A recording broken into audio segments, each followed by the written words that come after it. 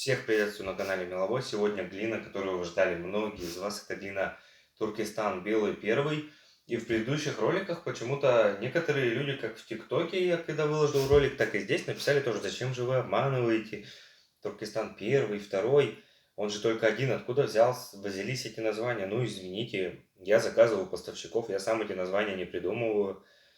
Возможно, есть поставщики, которые придумывают, но тем не менее я вам рассказываю, как есть, с чем эти глины для меня схожи, с чем они похожи, какие глины совершенно уникальные между собой. Поэтому, ну извините, было у поставщика 7 сортов, я всегда заказываю по максимуму, вот и все. Следующий момент, что мне понравилось в описании данной глины, это у нее в описании идет следующие слова. Глина Туркестан белый. Это именно первый Туркестан, белый, первый, вот так вот, наверное, да? Она самая мягкая глина. Вот это вот самый такой классный нюанс, который должен говорить нам о том, что он полностью, этот Туркестан, отличается от всех остальных как глин, так и именно своих сортов Туркестана, да? И по цвету я вам скажу, действительно, он отличается, он более белого такого цвета, нежели остальные Туркестаны, они такие серые, коричневые. Этот именно белый. Вот это было классно. Следующий момент, вы сейчас посмотрите колку, вы опять же это поймете, колется очень легко. Здесь уже нету никаких расколов на пласты, на пластины, да. Здесь именно рыхлится он, то есть ты ударил, удары сильные прикладывать не обязательно, но я в своем репертуаре, как их всегда со всей силушки долблю, да, но он рассыпается прям вообще классно. То есть это очень глина, легко поддается колке. И это замечательно. И что еще? То, что колется она так, именно рассыпаясь.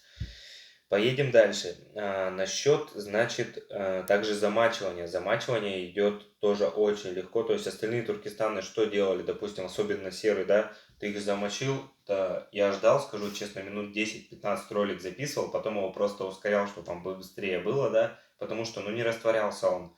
Этот Туркестан, я, конечно, тоже увеличил скорость, но я снимал замачивание с ним. Если там 10-15 минут, то здесь замачивание шло всего лишь в районе 2 минут.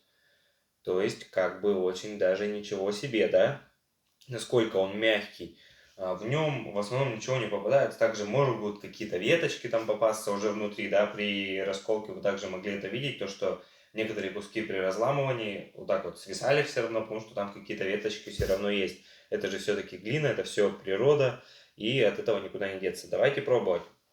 Важный следующий момент. Также вот это вот Туркестан из моей первой поставки, я не знаю, насколько вам хорошо или плохо видно, он прям белехонький.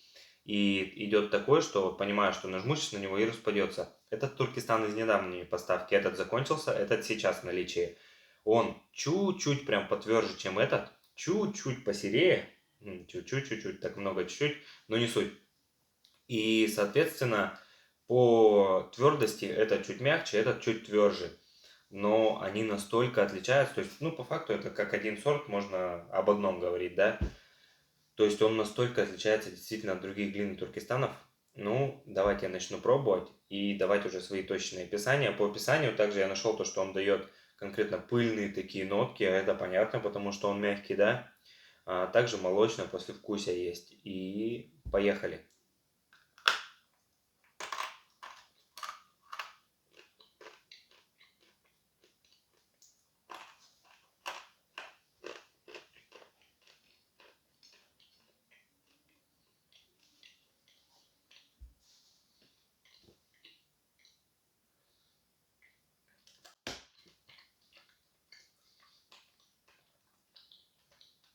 Такой интересненький.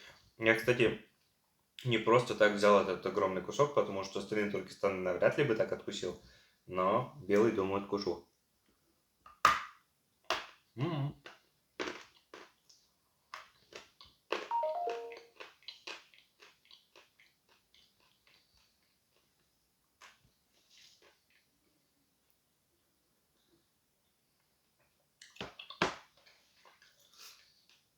Еще одна, в принципе, разница между белым первым и вторым, то что белый первый был у поставщика сразу подчеркнут мягкий, белый второй твердый. То есть они оба, видимо, почему-то он решил, что идентичны, только один мягкий, другой твердый. Но по факту цвет различается, колка различается, вкус различается. То есть и само состояние различается. Ну, то есть абсолютно разные сорта, как по мне.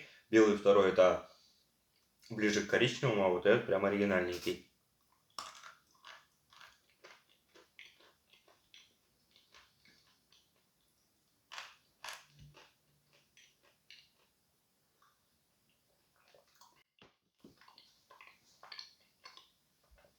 Нотки, правда, очень пыльные, за счет того, что он очень мягкий.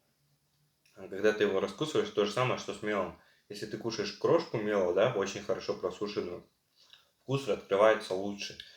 Потому что когда ты откусываешь, идет много сразу выделения пыли, и, соответственно, рецепторы вкус это чувствуют лучше. Так и здесь. Даже чем-то похоже на мел. То есть это прям классный Туркестан. Поэтому я думаю, я поставлю его на первое место среди как блин, так и Туркестанов. Хотя нет, из блин мне уральская больше всего нравится. Из Туркестанов он точно на первом месте идет.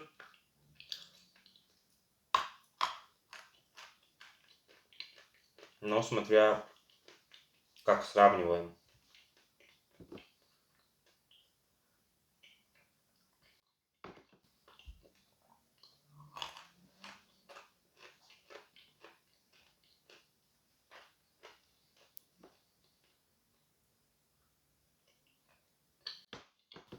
Такие прям сладковатые нотки у него есть. Молочного послевкусия особо не чувствую, но сладковатые нотки, очень пыльные, насыщенные, это я чувствую. Не забывайте, как всегда, точное описание. Оно либо в описании ролика, либо в комментариях. Я его всегда пишу. Потому что там я беру из разных источников. И что-то я, допустим, не могу, просто я это чувствую, но не могу назвать или как-то описать. Там, допустим, я в описании это увидел, вот это есть, допустим, чего-то, если я не почувствовал, я это писать не буду.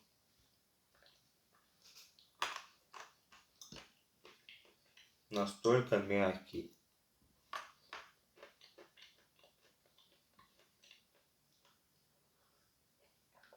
Я скажу честно, сначала удивился немного тому, что в описании так написано «самая мягкая глина». Я думаю, да ладно, ну навряд ли. И потом такой, соглашусь.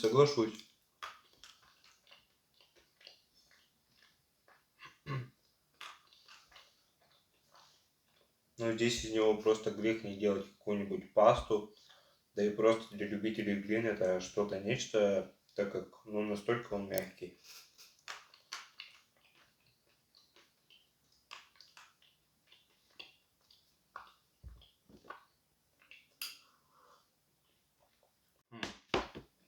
Также это было в описании, и я с этим согласен.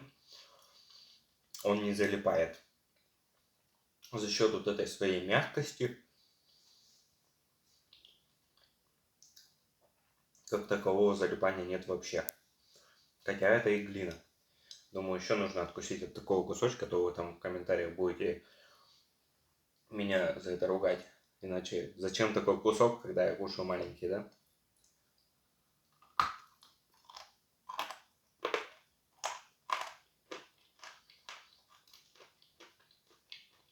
Хотя, может быть, это одна поставка, просто этому просохнуть получше нужно.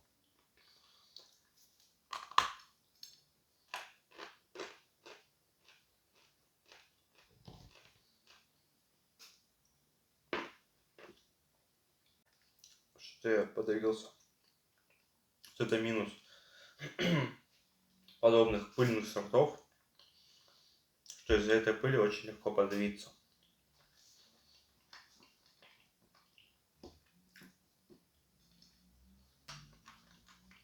Итак, этот Туркестан очень мягкий, очень легко растворяется, откусывается, колется не на пластины, а скорее разрыхляется, раскалывается на большинство кусочков. Вкраплений в нем как таковых нет. Вкус прям классической глины, но очень мощный вкус, так как все-таки это мягкий сорт, он очень пыльный, и поэтому при раскусывании ты очень хорошо его ощущаешь. Также сладковатое послевкусие. Я молочного не почувствовал, но для каждого этот момент индивидуален. Подробное описание в описании данного ролика и в комментариях. Следующий Туркестан у нас сливки. Он остался один. И после Туркестана сливки пойдет Тунгуш-Тарас. Вот чего-чего, а этого ждут очень многие. Что ж, Тунгуш-Тарас мне самому интересно попробовать. Я его настолько по максимуму просто просушил. Я именно взял отдельные кусочки, положил их на батарею. Остальной Тунгуш-Тарас у меня сох в отдельном месте. И когда просохли эти кусочки, я их положил к основной пачке. И смотрю, настолько цвет стал отличаться.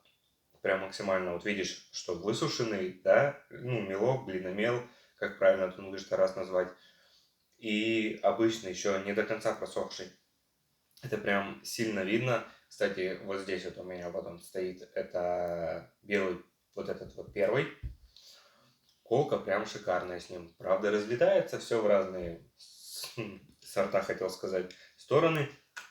Поэтому мы с вами не прощаемся, так как очень скоро уже увидимся на Туркестан сливки и после Тунгуш-Тарас. В общем, пишите свое мнение в комментариях, как вам данный сорт мела. Считаете ли вы, что есть еще более мягче? Только давайте не так, что типа, да, есть мягче, а как-то аргументируйте свои слова, да? В том плане, что напишите сорта. Мне тоже интересно, какой сорт есть мягче Туркестана белого. Из даже мела, наверное, вот есть, допустим, рафинат, да, но рафинат, он прям мега мягкий. Но я думаю, этот сорт можно даже с рафинадом сравнить. Относительно того, какая вам партия попалась именно Туркестана белого. Есть потверже, есть прям вот такие, как вот это вот у меня, мега мягкие. До новых встреч! Есть еще один момент по поводу девушки, которая не захотела, и точнее не смогла забрать заказ, да, и попросила меня сделать ей возврат. Там уже была утилизация. Так вот, когда я выложил этот пост, пару человек написало то, что вот у вас у одного там, не пару, а точнее это был один человек, либо два. Вот у вас типа у одного такие всякие проблемы случаются, у других такого нет. Ну, вы очень сильно ошибаетесь. Я вам могу привести один хороший пример. Ситуаций подобных море, которые я слышал от других людей, да, с которыми это случалось. Но я к чему?